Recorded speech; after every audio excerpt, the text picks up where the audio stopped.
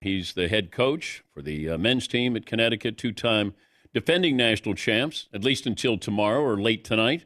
Dan Hurley joining us on the program. Good to talk to you again, Coach. Did you watch the games, the semifinal games? I did. Unlike after the 22 season where we had that first round exit and I ignored the rest of the tournament. I've watched as many of the games as I possibly could since we've been eliminated. You lose to Florida, second round, but do you take any solace with the fact that Florida is here playing for a national championship?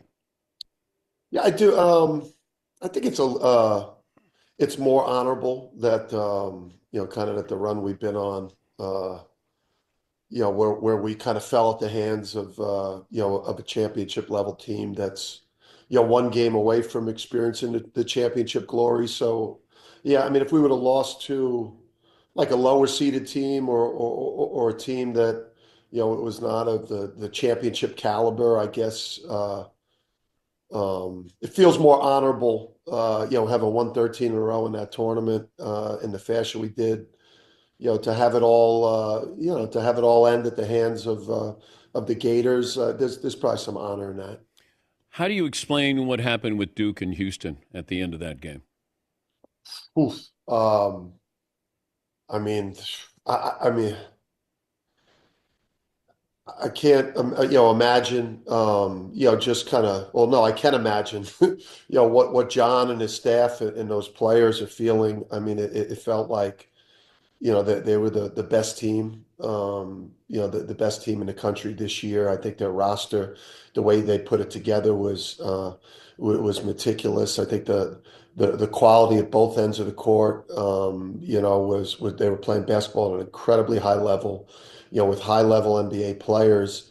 But just the fact that they were not in enough close games, I think the fact that they dominated so much throughout conference play, I think, the separation between them and the other teams in their conference really hurt them when they got to those end of game situations where they haven't had to shoot a lot of pressure free throws, one-on-ones. Yeah. They haven't had to inbound the ball versus full denial with a 3-point lead or a 1-point lead. They were in a type of game that Houston had been in a bunch, because of playing in the Big 12 afforded them more opportunities. And I think that came back to haunt them.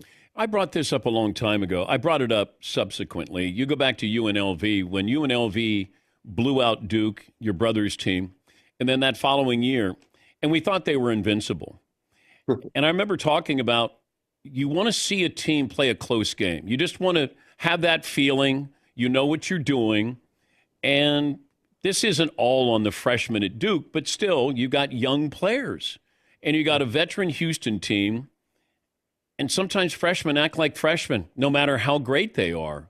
But as a coach, what role would you play in a situation like that?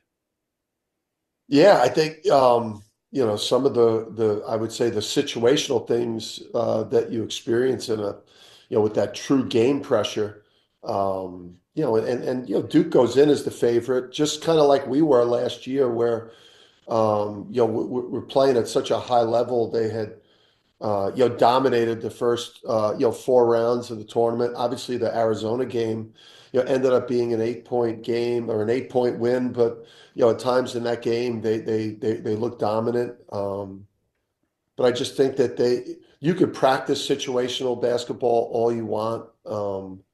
But you cannot simulate the game pressure that you feel, when your inbounder has got to run the baseline and throw a pass through a narrow window to a player being face guarded by a wolf. I mean, Houston's got some wolves out there, making it really tough on you. And, for us last year, we weren't very good in close games.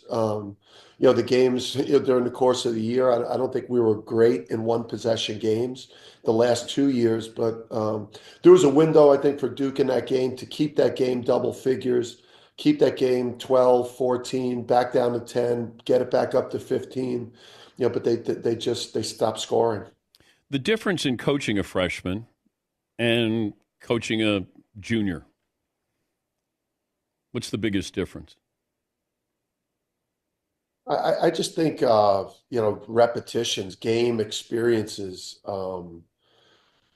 just having been in those positions, before, more practices under their belt, more life experiences, just, a little bit more, maturity, a little more, worldliness, a little, just a little bit more, prepared, have experienced more failures, have experienced, different types of successes, just a little more grizzled. Talking to Dan Hurley, you're still the reigning national champs, at least for 12 more hours. That's why I'm wearing it today, Dan. I'm wearing it, man. There's a trophy behind you. There's a pair of shoes on top of that trophy. Whose shoes are those?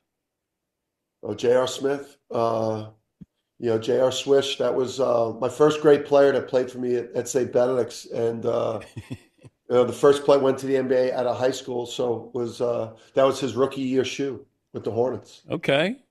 Any other memorabilia that might surprise us?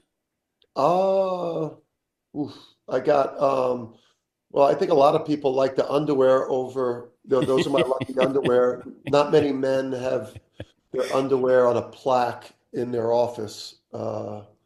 Obviously, the gladiator helmet that explains a lot about me right there. I think the lion head behind it.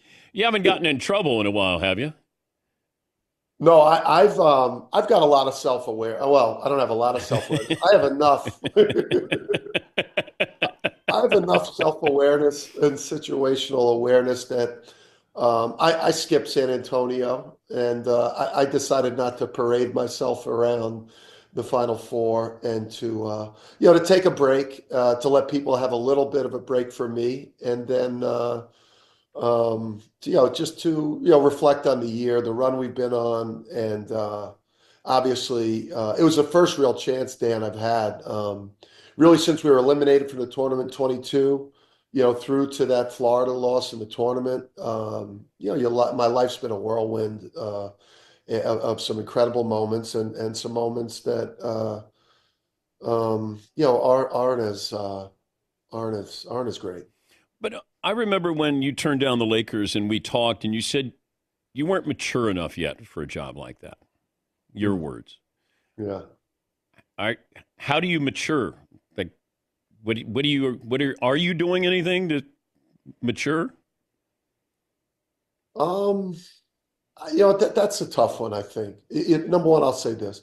A lot of, I feel like the biggest mistake I made this year was not being able to, put together and develop a championship team. When I look at this year for me, that's the thing that I regret the most, is that I wasn't able to put together another team that could experience championship glory. Some of the things I think that, whether it's, my relationship with officials, or, some of the fan interactions, or the different things that come with me.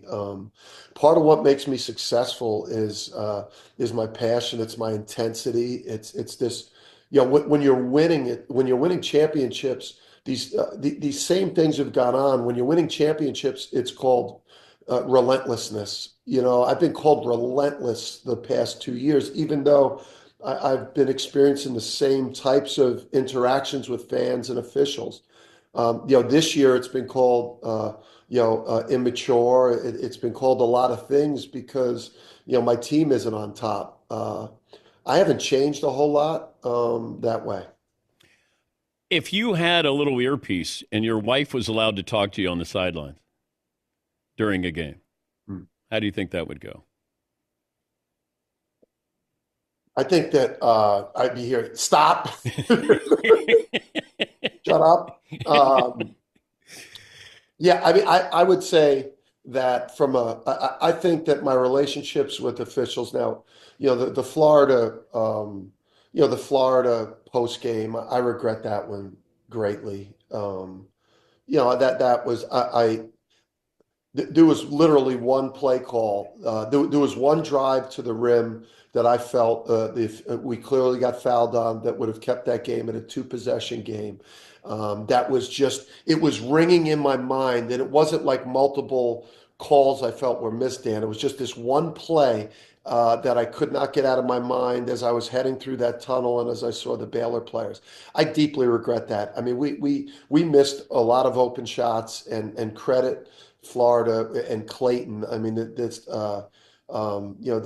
they're championship level, but that one I regret deeply. I didn't believe that, and that was embarrassing. When I look at other ones that were, embarrassing, I'm the best coach in the country. That was embarrassing. I wish somebody could have stopped me from having that moment. Some of the fan interactions, I've got to get somebody, I think, that maybe could just walk me on and off the court. Maybe like college football has those guys that walk the coach to the other coach and then just get them off the court. Maybe I need to get somebody that could just, when the game ends, just get me on and off the court. Because I don't think that my in-game coaching, I want to change a lot because we've been really successful. But what is it about officials, though?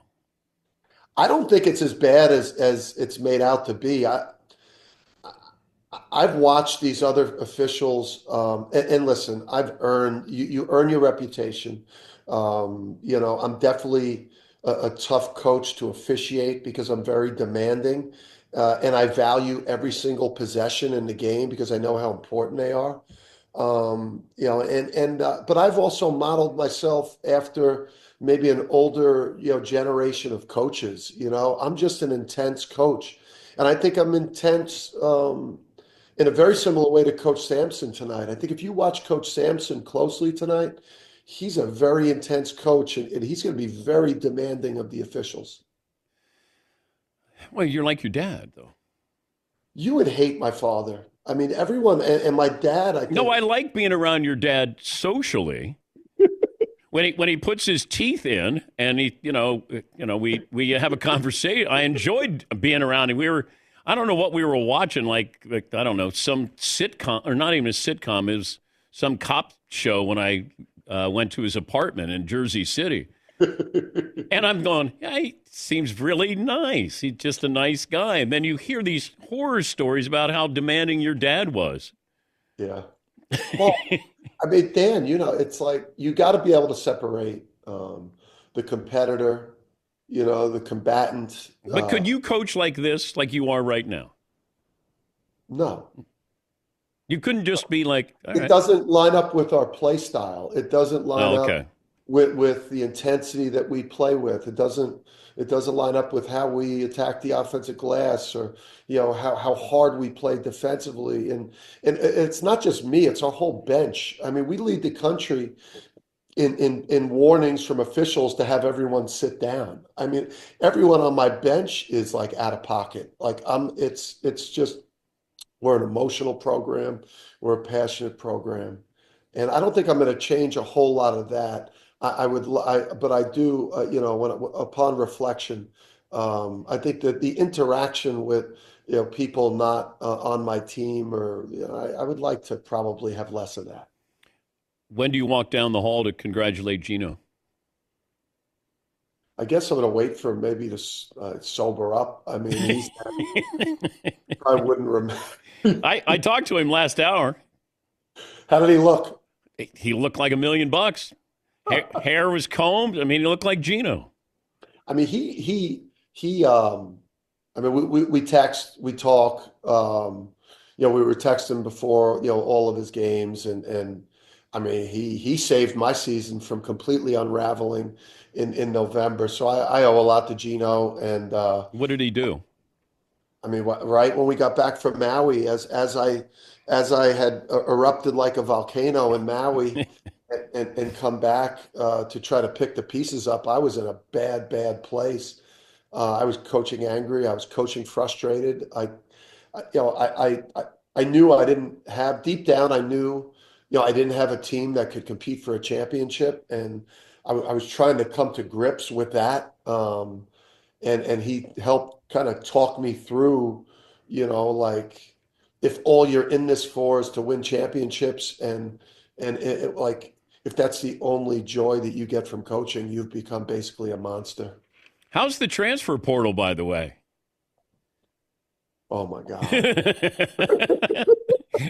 Like, yeah, I mean, like no one is, I mean, when I that Monday when you come to the realization that like literally no one is on your team, like that Monday. Because even if you're not in the portal, because it's now a lot of it is being conducted by agents. So even if you're not in the portal, you're in the portal because schools now, they reach out for the agent, and these agents are representing the players. So even if a player hasn't kind of formally gone in the portal, schools will now reach out for agents and make offers to players. That way indirectly. And a lot of deals, I guess, are agreed upon before players even go in, which is not the way that we do business. It's a mess. How many players are officially on your roster?